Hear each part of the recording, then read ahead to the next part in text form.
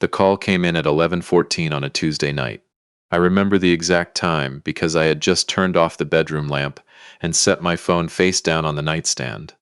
Something my wife had asked me to start doing because she said the notifications kept waking her up.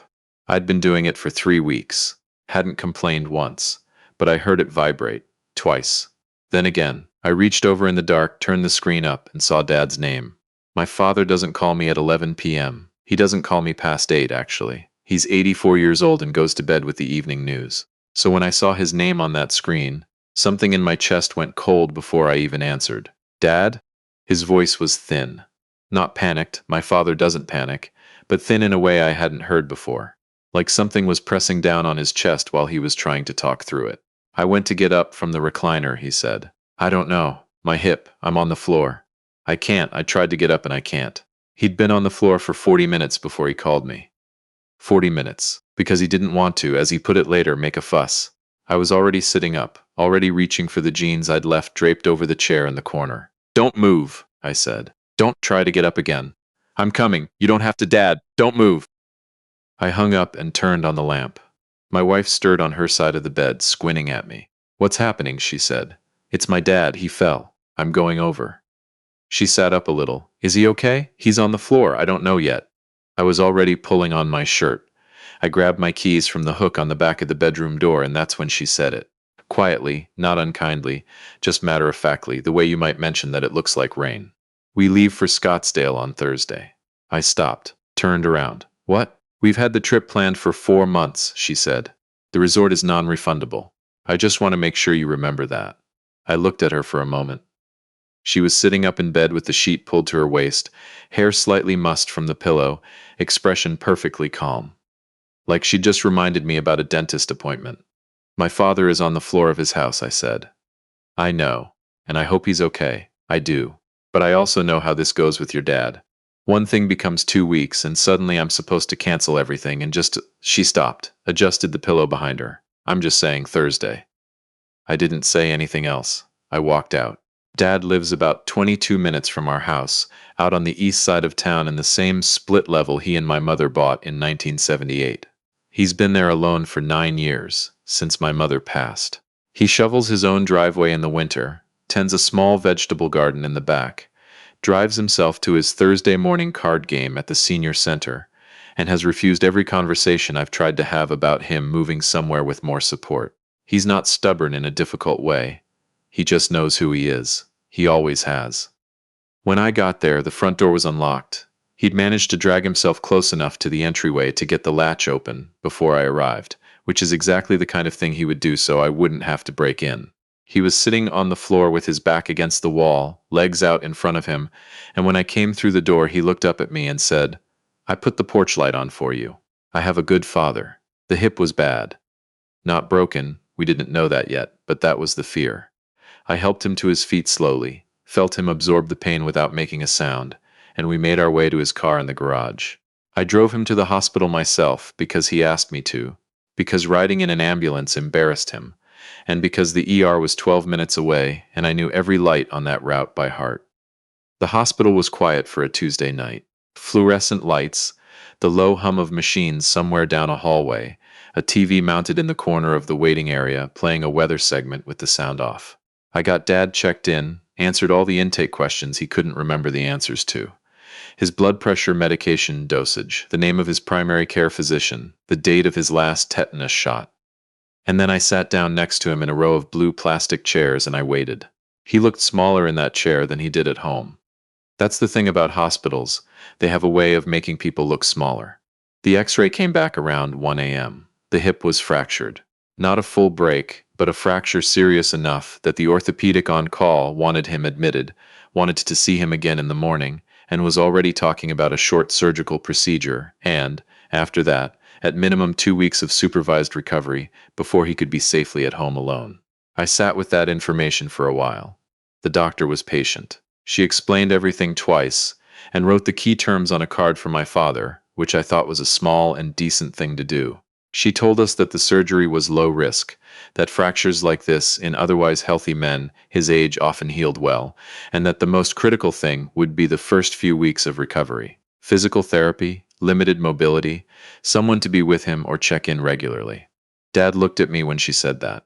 I looked back at him. I'll stay, I said. He shook his head.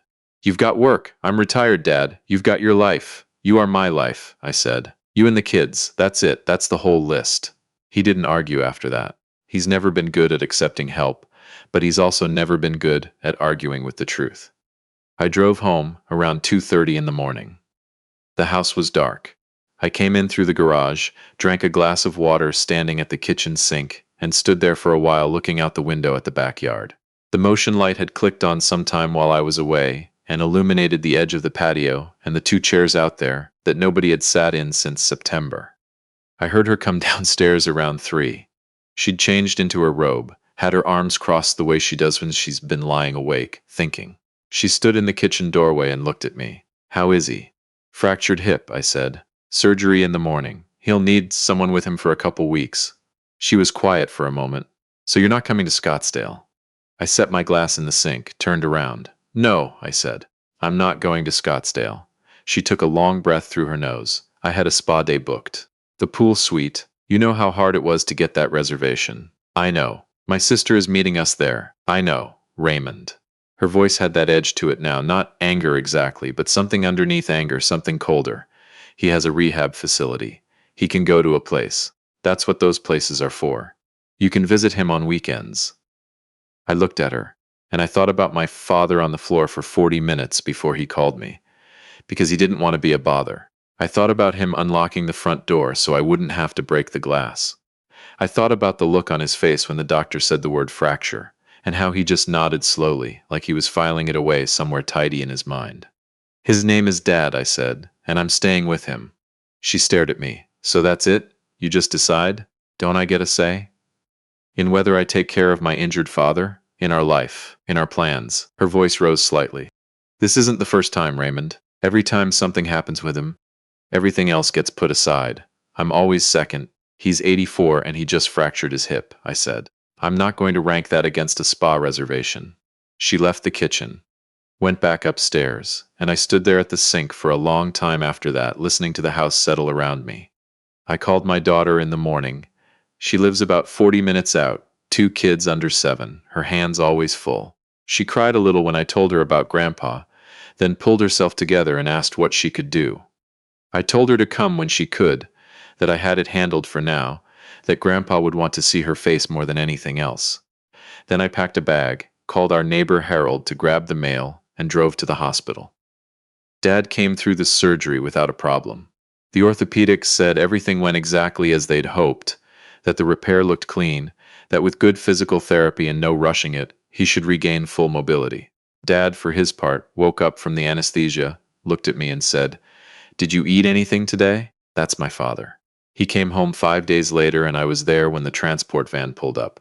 I'd been at his house for most of those 5 days, going back in the evenings to sleep, but spending the days there, airing out the rooms, making sure the paths were clear, renting a shower chair and a raised toilet seat, and the other unglamorous things nobody tells you about until you need them.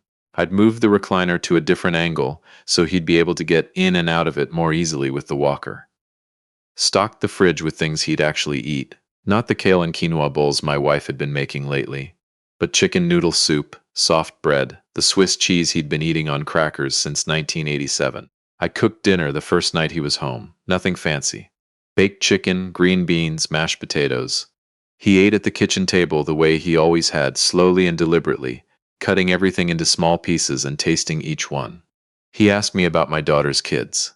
He asked me about an old friend of mine he'd always liked. He did not ask about my wife. After dinner, I helped him to his recliner, and we watched the evening news the way we used to when I was a kid and would visit on Sunday nights. He fell asleep before the weather. I sat there in the quiet of his house and felt something I hadn't felt in a long time. Safe, that's the word.